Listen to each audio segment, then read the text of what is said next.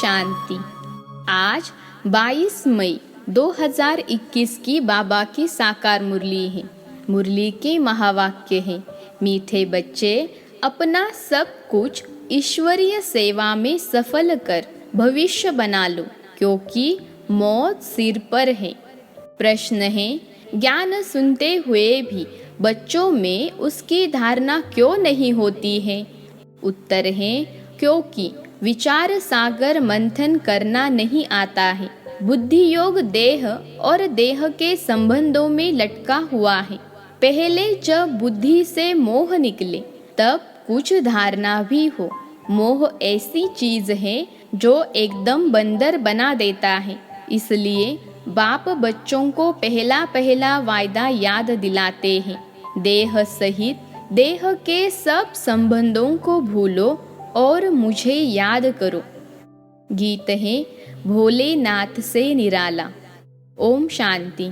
बाप बेट समझाते हैं, अब बच्चों को यह तो अच्छी तरह मालूम है कि बेहद के बाप को ही कहा जाता है बिगड़ी को बनाने वाला। कृष्ण बिगड़ी को सुधार नहीं सकते। गीता का भगवान कृष्ण नहीं, शिव है। शिव बाबा रचयिता है और कृष्ण है रचना। स्वर्ग का वर्षा देने वाला स्वर्ग का रचयिता ही हो सकता है। यही भारत की मुख्य बड़ेते बड़ी भूल है। श्री कृष्ण को बाबा कोई कह नहीं सकता। वर्षा बाबा से ही मिलता है और भारत को ही मिला था। भारत में ही श्री कृष्ण शहजादा और राधे शहजादी गाई हुई है। महिमा ऊंचते ऊंच एक बाप की है। श्री कृष्ण है ऊंचते ऊंच रचना, विश्व का मालिक। उनको कहा जाता है सूर्यवंशी डीटी डिनाइस्टी। गीता आदि सनातन देवी देवता धर्म का शास्त्र है। सतयुग में तो किसको ज्ञान सुनाया नहीं है, संगम पर ही बाप ने सुनाया है। चित्रों में भी पहले यह सिद्ध करना है। दोनों के चित्र देते हैं। गीता का भगवान यह रचयिता है तो पुनर्जन्म रहित है, न कि श्री कृष्ण रचना। तुम जानते हो शिव बाबा ही हीरे तुल्य बनाते हैं। गाया भी जाता है हीरे तुल्य कौड़ी तुल्य। बच्चों की बुद्धि में यह रहना चाहिए कि बाप का फरमान है, तुम मुझे याद करो और वर्षे को याद करो। वह है बेहद का बाप। कृष्ण तो है हद का मालिक, भल विश्व का राजा बनता है। शिव बाबा तो राजा नहीं है ना। गीता की वास्तव में बड़ी महिमा है, साथ साथ भारत की भी महिमा है। भारत सब धर्म वालों का बड़ा तीर्थ है। सिर्फ कृष्ण का नाम डालने के कारण सारा महत्व उड़ गया है। इस कारण ही भारत कौड़ी तुल्य बन गया है तो ड्रामा अनुसार, परंतु सावधान करना होता है। बाप समझाते बहुत अच्छी रीति है। दिन प्रतिदिन गुह्य बातें सुनाते रहते हैं तो फिर पुराने चित्रों को बदलकर दूसरा बनाना पड़े, यह तो अंततः होता ही रहेगा। बच्चों को बुद्धि में अच्छी रीति रखना चाहिए। शिव बाबा हमको वर्षा दे रहे हैं। कहते हैं मामेकम याद करो तो विकर्म विनाश होंगे। कृष्ण को याद करने से विकर्म विनाश नहीं होंगे। वह सर्वशक्तिमान तो है नहीं, सर्वशक्तिमान बाप है। वर्षा भी वह देते हैं। मनुष्य कृष्ण को ही याद करते रहते हैं। अच्छा समझो, कृष्ण ने कहा है, वह भी कहते हैं देह के संबंध छोड़ मामेकम याद करो। आत्मा तो बाप को याद करेगी ना। कृष्ण तो सभी आत्माओं का बाप नहीं है। यह सब विचार सागर मंथन कर बुद्धि में धारण करना चाहिए।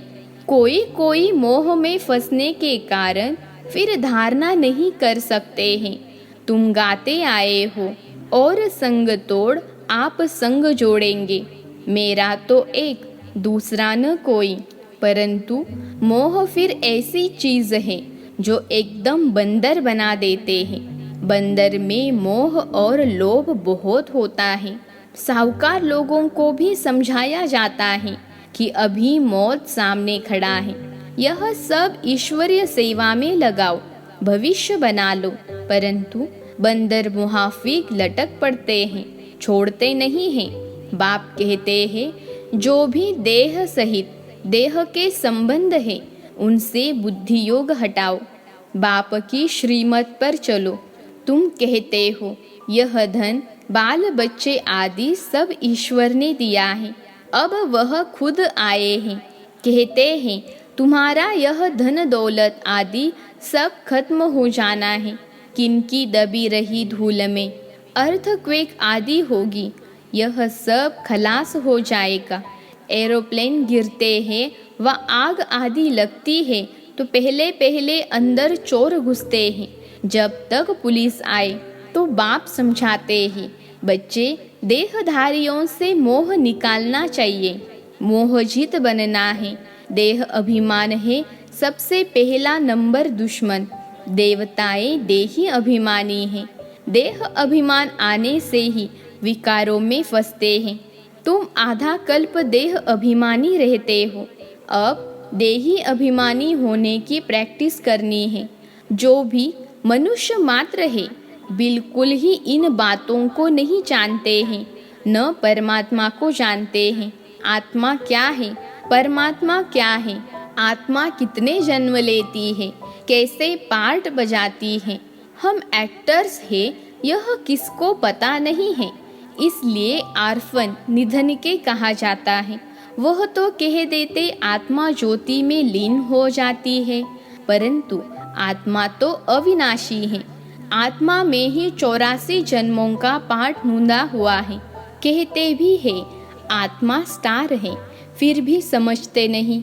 आत्मा सो परमात्मा कह देते हैं, बाप को बिल्कुल जानते नहीं। आत्मा के लिए भी कहते हैं भ्रकुटी के बीच में सितारा चमकता है। परमात्मा के लिए तो कुछ बताते नहीं हैं, उनको परम आत्मा कहा जाता है। वह भी परम धाम में रहते हैं, वह भी बिंदी है, सिर्फ पुनर्जन्म रहित है। आत्माएं पुनर्जन्म में आती है।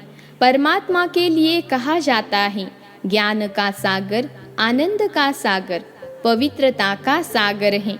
देवताओं को यह वर्षा किसने दिया? बाप ने। सर्वगुण संपन्न, 16 कला संपूर्ण, इन देवताओं जैसा अभी कोई है नहीं। उनको यह वर्षा कैसे मिला, यह कोई को पता नहीं। बाप ही आकर समझाते हैं, उनको ही ज्ञान का सागर कहा जाता है।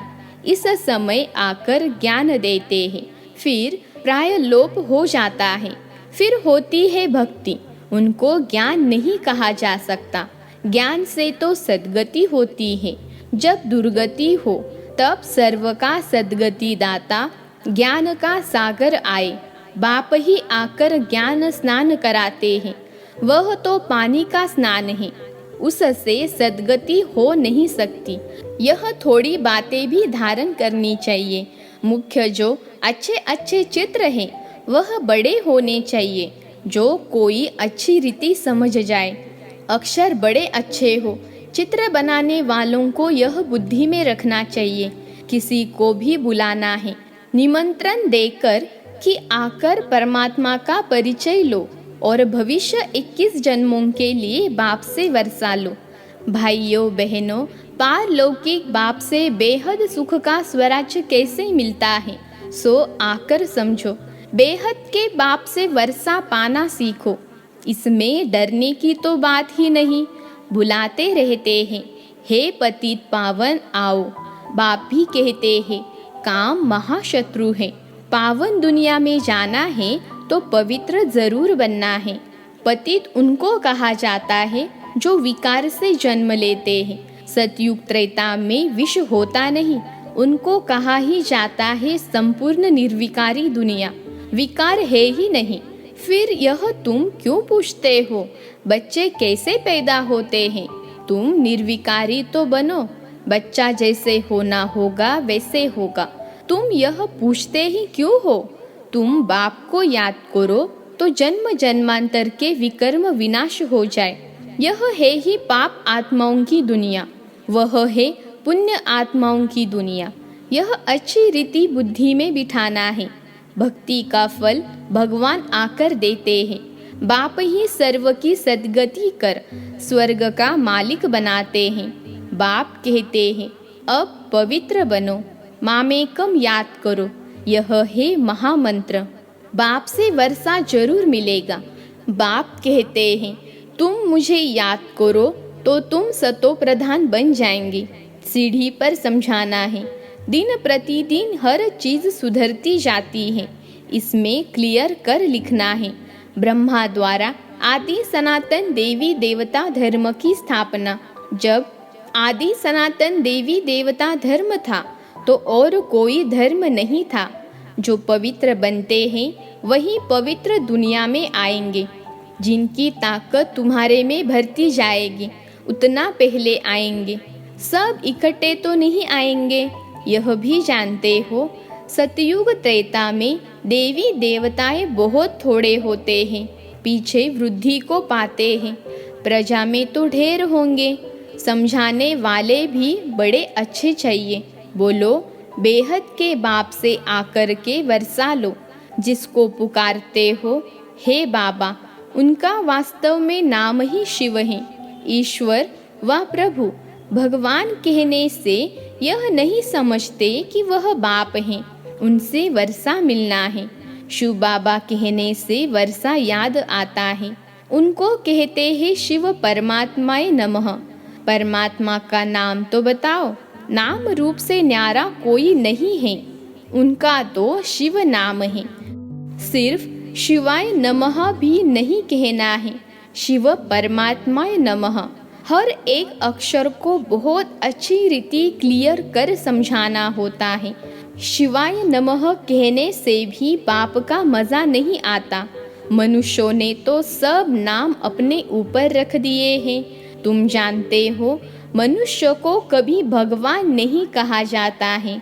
ब्रह्मा विष्णु शंकर को भी देवता कहा जाता है। बाप रचयिता तो एक ही निराकार है।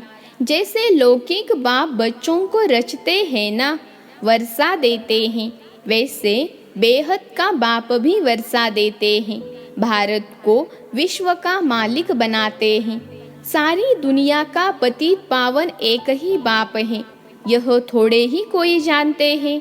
हमारे धर्म स्थापक भी इस समय पतित हैं, कब्र दाखिल हैं। अभी सबकी कयामत का समय है। बाप ही आकर सबको उठाएंगे। कयामत के समय ही खुदा भगवान आते हैं। वही ज्ञान का सागर है। लिखा हुआ है सागर के बच्चे भस्मीभूत हो गए थे, अर्थात काम चिता पर बैठ काले आयरन एजड बन गए थे। फिर सुंदर कैसे बनेंगे? बाप कहते हैं याद की यात्रा से। योग अक्षर कहने से मनुष्य मूंझ जाते हैं। बाप कहते हैं मुझे याद करो तो अंतमति सो गति हो। कितना सहज समझाते हैं, फिर भी यह बातें बुद्धि में क्यों नहीं बैठती हैं? देह अभिमान बहुत है, इसलिए धारणा नहीं होती है। बाबा बड़ी अच्छी युक्ति बताते हैं। बेहद के बाप ने जिसको याद करते हैं उसने क्या आकर किया? भारत को स्वर्ग बनाया था। हद का वर्षा तो जन्म जन्मांतर लेते आए हो। अब बेहद के बाप से 21 जन्म के लिए बेहद का वर्षा लो। सतयुग त्रेता में देवताएं राज्य करते थे। सूर्यवंशी, फिर चंद्रवंशी, सो वैश्यवंशी, फिर शूद्रवंशी। 100 अक्षर डालने से सिद्ध होता है कि वही पुनर्जन्म लेते हैं, वर्णों में आते हैं। बाप समझाते तो सबको है। तुम सम्मुख बैठे हो तो खुश होते हो। कोई कोई की तकदीर में नहीं है तो सर्विस करते नहीं हैं। सर्विस करेंगे तो नाम होगा। कहेंगे बाबा की बच्चियाँ कितनी होशियार है, सब काम करती हैं, हमको स्वर्ग की बादशाही का वर्षा देती हैं। वह वक्खर यानी माल भी देती है। यह चित्र है अंधों के आगे आईना। इसमें जादू आदि की बात ही नहीं है, पवित्रता की ही मुख्य बात है। समझते हैं यह अंतिम जन्म है। स्वर्ग में चलना है तो पवित्र जरूर बनना है।